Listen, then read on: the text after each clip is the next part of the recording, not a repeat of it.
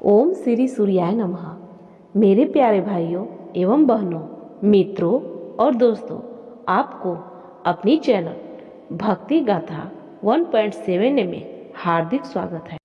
तो आइए सुनते हैं मकर संक्रांति की व्रत कथा महत्व विधि। मकर संक्रांति को हिंदू धर्म में विशेष महत्व प्रदान किया गया है। यह पर्व प्रत्यक्ष देव भगवान सूर्य को समर्पित है। भगवान सूर्य का धनु राशि से मकर राशि में प्रवेश करना संक्रांति कहलाती है। संक्रांति के दिन सूर्य उत्तरायण होते हैं। इस दिन पर सूर्य दक्षिण की यात्रा समाप्त कर उत्तर दिशा की तरफ बढ़ते हैं। संक्रांति के दिन व्रत और दान का विशेष महत्व बताया गया है। कहते हैं कि इस दिन किया गया दान 100 गुना अधिक फल देता है, इसलिए मकर संक्रांति के उत्सव पर तिल का दान किया जाता है। मकर संक्रांति व्रत की विधि। मकर संक्रांति व्रत की विधि की चर्चा भविष्य पुराण में भी मिलती है। भविष्य पुराण के अनुसार माना जाता है कि इस व्रत में संक्रांति के पहले दिन एक बार भोजन करने के बारे में बताया जाता है। संक्रांति के दिन तेल और तिल की मिश्रित जल से स्नान करना चाहिए।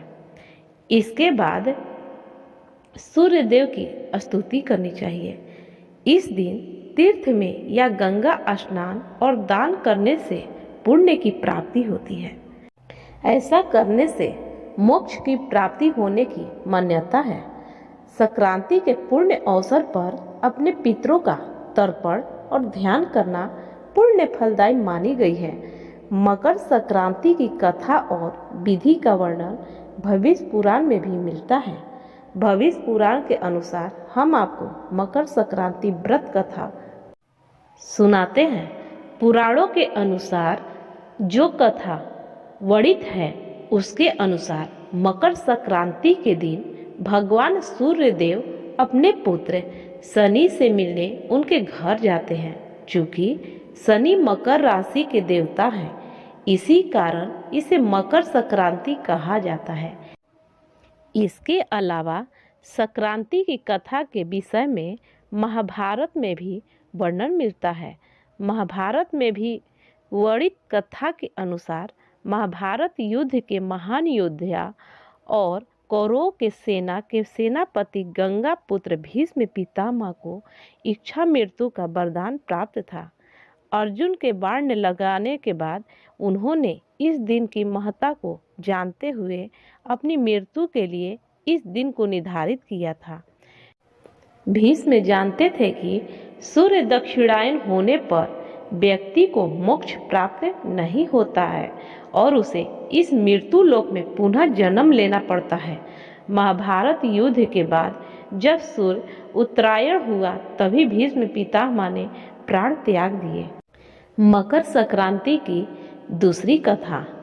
एक धार्मिक मान्यता के अनुसार संक्रांति के दिन ही माँ गंगा स्वर्ग से अवतरित होकर राजा भागीरथ के पीछे पीछे कपिल मुनि के आश्रम से होती हुई गंगा सागर तक पहुंची थी। धरती पर अवतरित होने के बाद राजा भागीरथ ने गंगा के पावन जल से अपने पूर्वजों का तर्पण किया था। इस दिन पर गंगा सागर पर नदी के किनारे भव्य मेले का आयोजन किया जाता है। मकर संक्रांति की तीसरी कथा। शास्त्रों में वर्णित एक अन्य कथा के अनुसार माता यशोदा ने संतान प्राप्ति के लिए मकर संक्रांति के दिन व्रत रखा था। इस दिन महिलाएं तिल, गुड़ आदि दूसरी महिलाओं को बांटती है। ऐसा माना जाता है कि तिल की उत्पत्ति भगवान विष्णु से हुई, इसलिए इसका प्रयोग से पाप मुक्त होता है। तिल के प्रयोग से शरीर निरोगी रहता है और शरीर में गर्मी का संचार होता है। मकर संक्रांति को शास्त्रों में तिल संक्रांति भी कहा गया है और इस दिन तिल के दान का खास महत्व माना गया है। मकर संक्रांति पर तिल के दान के साथ ही भगवान विष्णु, सूर्य और शनि देव की तिल से पूजा की जाती है। इसके साथ ही ब्राह्मणों को तिल से बनी चीज़ों का दान करना बहुत ही शुभ माना जाता है। दरअसल शनि देवता ने अपने क्रोधित पिता सूर्य देवता की पूजा करने के लिए काले तिल का प्रयोग किया था। इससे प्रसन्न होकर सूर्य देव ने वरदान दिया था कि जब भी वह मकर राशि में आएंगे तो तिल से उनकी पूजा करने और तिल का दान करने से वह प्रसन्न होंगे। इस दिन तिल का दान करने से शनि दोष भी दूर होता है। मकर संक्रांति के अवसर पर कंबल का दान करना भी बेहद शुभ माना जाता है। इस दिन किसी गरीब, जरूरतमंद या किसी आश्रम में कंबल का दान करना जरूर चाहिए। ऐसा करने से आप राहु के अशुभ प्रभाव से दूर रहते हैं। गुड़ का दान करने से महत्व और भी बढ़ जाता है। गुड़ का दान करने के साथ ही इस दिन कुछ मात्रा में गुड़ हम सभी को खाना भी चाहिए। ऐसा करने से शनि और गुरु सूर्य तीनों के दोष दूर होते हैं।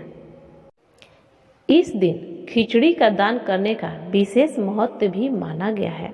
इस दिन चावल और उड़द की काली दाल का दान खिचड़ी के रूप में किया जाता है।